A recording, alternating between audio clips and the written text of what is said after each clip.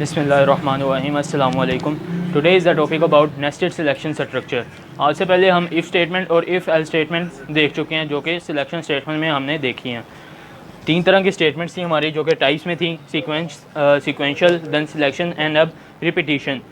Nested का मतलब है रिपीटिशन। अब इसके नाम से ही हमें पता चल रहा है कि इसका काम क्या होगा।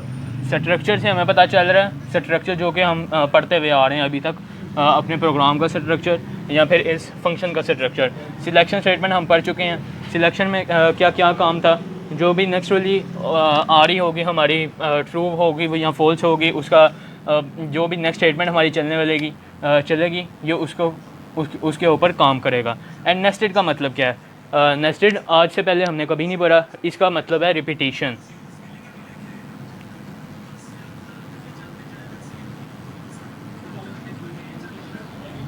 रिपीटिशन सिलेक्शन स्ट्रक्चर, इसे हम रिपीटिशन सिलेक्शन स्ट्रक्चर भी कह सकते हैं। क्यों? क्योंकि तीन तरह की टाइप्स हमने पढ़ी। पहली हमने पढ़ ली सीक्वेंस, दूसरी सिलेक्शन, एंड अब ये आ रही है रिपीटिशन। Repetition selection structure. अब इसकी डेफिनेशन क्या है? जैसे कि हम इफ़ और इफ़ एल्स में देख चुके हैं। एक स्टेटमेंट होगी ट्रू, एक होगी फॉल्स, और फिर उसके ऊपर ही हम प्रोसेस करेंगे। लेकिन इसमें आ जाती है रिपीटिशन। इसके नाम से पता चल रहा है कि ये रिपीट हो रही है। अब इसकी डेफिनेशन कुछ इस तरह से है: conditional statements within conditional statements are called nested selection structure.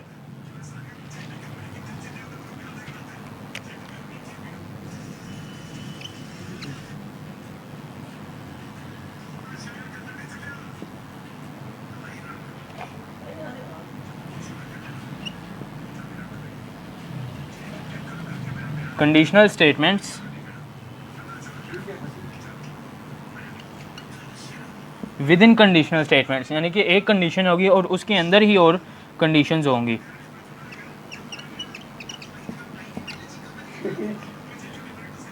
With in conditional statements are called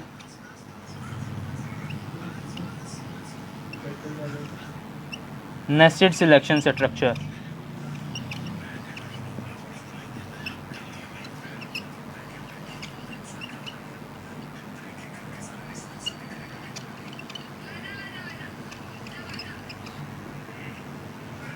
सबसे इजी डेफिनेशन है ये इसकी: conditional statements within conditional statements are called nested selection structure.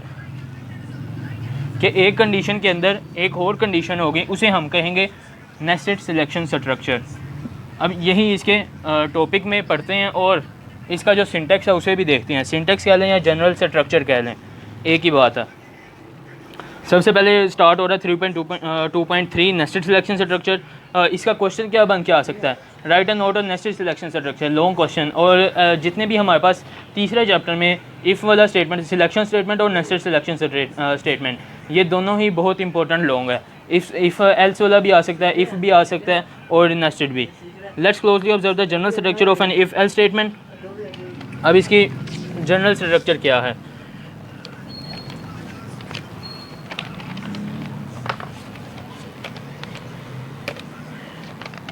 Normally हम जो selection में देखते हैं, या पहले तो शुरू से तो वही है इफ़, फिर आ जाएगी कंडीशन,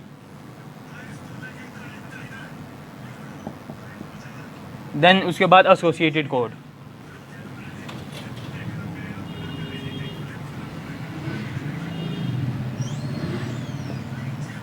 एसोसिएटेड कोड, यही स्टेटमेंट हम देखते हैं सिलेक्शन, यही स्ट्रक्चर हम देखते हैं जनरल स्ट्रक्चर सिलेक्शन स्टेटमेंट का। और इसमें अब ज़्यादा डिफरेंस नहीं है। आगे सिर्फ आ जाता है एल्स वाला, एल्स एसोसिएटेड कोड।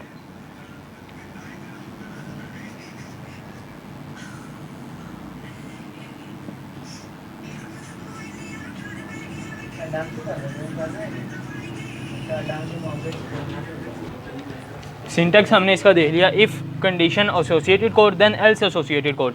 यही सिंटेक्स हमने देखा था अपने इफ़ एल्स वाली स्टेटमेंट्स में। If else statement page number 59 पे, जो कि सेम है, ये उससे सेम है। अब इसमें हमने ऐड क्या करना है? जैसे इसकी डेफिनेशन पढ़ी हमने, conditional statements within conditional statements, यानी कि एक कंडीशन स्टेटमेंट होगी, उसके अंदर भी एक कंडीशन स्टेटमेंट होगी। यही हमने इसमें पढ़ना है। The code associated with an if statement, पढ़ने वाला ही काम है ज़्यादा। The code associated with if statement और with an else statement can be any valid C language set of statements. कोई भी valid C language set of statements हो जाता है जब भी हम अपना कोई भी प्रोग्राम लिखेंगे। It means that inside an if block और inside an else block we can have other if statement और इफ एल्स स्टेटमेंट, यानी कि एक कंडीशन में दोबारा से एक और कंडीशन होगी। It also means that inside those inner if statement or if else statement we can have even more statements or if else statements and so on, यानी कि ये एक से ज़्यादा भी हो सकती हैं और यानी कि चलती भी जा सकती हैं, यानी कि एंड सो ऑन चलती जाएंगी। अब इसका जो आगे एक बॉक्स दिया गया येलो कलर में, इसमें हमें 4 तरह के सिंटेक्स बताए गए हैं और ये चारों इस्तेमाल होंगे हमारे पास इफ़ एल्स यानी कि नेस्टेड सिलेक्शन स्ट्रक्चर में। अगर तो शॉर्ट क्वेश्चन में एग्जांपल शॉर्ट क्वेश्चन आ जाता है इसका, तो सिर्फ डेफिनेशन लिखें और एक एग्जांपल दे दें इसके जनरल स्ट्रक्चर की। सबसे पहला जो बॉक्स दिया गया, if condition 1 is true,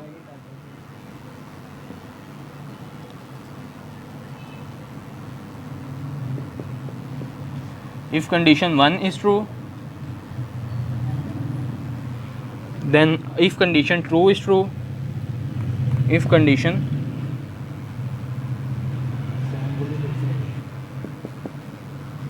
if condition 2 is true, then associated code,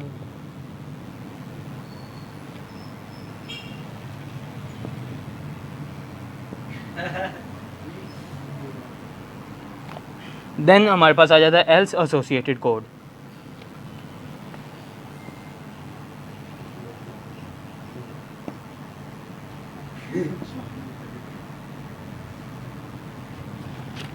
ये आ गया हमारा पहला जनरल स्ट्रक्चर इसका। अब दूसरा भी इसी तरह का है। सबसे पहले तो आ जाते हैं उसमें if condition 1 is true, then if condition 2 is true, then associated code. यहाँ तक सेम है। आगे आ जाता है एल्स। एल्स के अंदर एक और इफ़ आ जाता है हमारे पास। एल्स के बाद आ जाता है सेकेंड जनरल स्ट्रक्चर में। एल्स के बाद दोबारा से इफ़ आ जाती है, if condition 3 is true,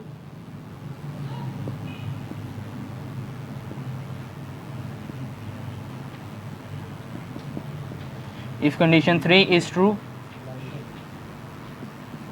then हमारे पास एक अलग से associated code।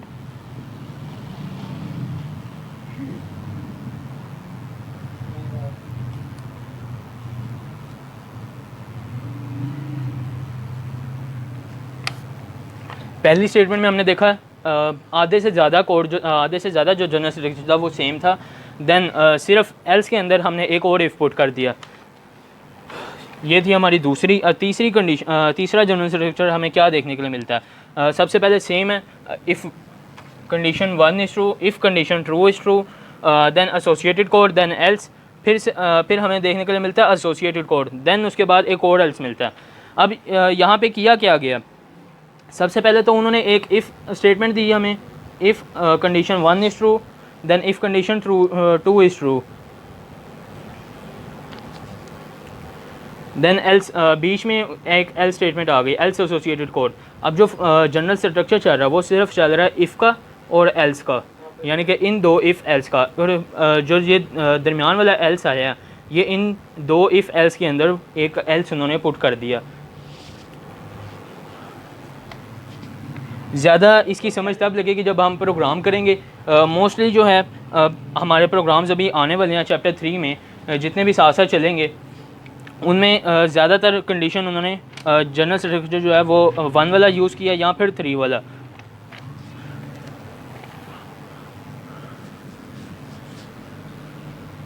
इसमें देखने को मिल रहा है हमें एल्स एसोसिएटेड कोड,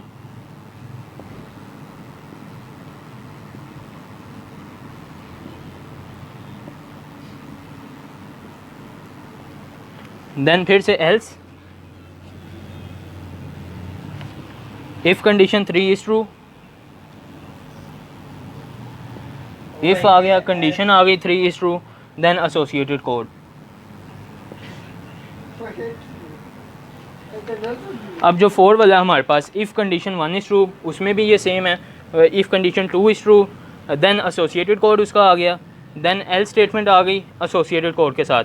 देन अगला जो एल्स आया उसके अंदर हमें देखने को मिला इफ़ कंडीशन 3 इज़ ट्रू, उसके बाद हमने यूज़ किया एल्स एसोसिएटेड कोड,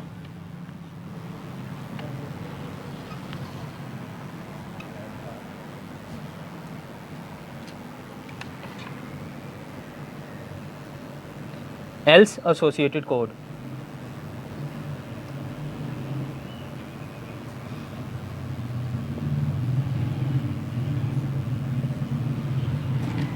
अब इनमें डिफरेंस कहाँ पे आया, सिर्फ क्या किया, एक एक स्टेप हमने बढ़ा दिया और ये क्या हो गया हमारे पास नेस्टेड सिलेक्शन स्ट्रक्चर, यानी कि रिपीटिशन सिलेक्शन स्ट्रक्चर वो रिपीट हो रहा है हर दफ़ा। पहली 3 चीज़ें हमने देखने के लिए मिली जो कि सेम थी हर प्रोग्राम में, हर स्ट्रक्चर में। Condition 1 is true, condition 2 is true, then associated code, उसके बाद एल्स एसोसिएटेड कोड। पहला जनरल स्ट्रक्चर हमारा यहाँ पे कंप्लीट हुआ, दूसरा जनरल स्ट्रक्चर हमारा आया else associated code, and then आगे else if condition 3 is true then associated code. ये यहाँ पर हमारा दूसरा जनरल स्ट्रक्चर कंप्लीट हो गया। इसी तरह फोर्थ वाले में सिर्फ हमने एडिशन किया एक और एल्स का।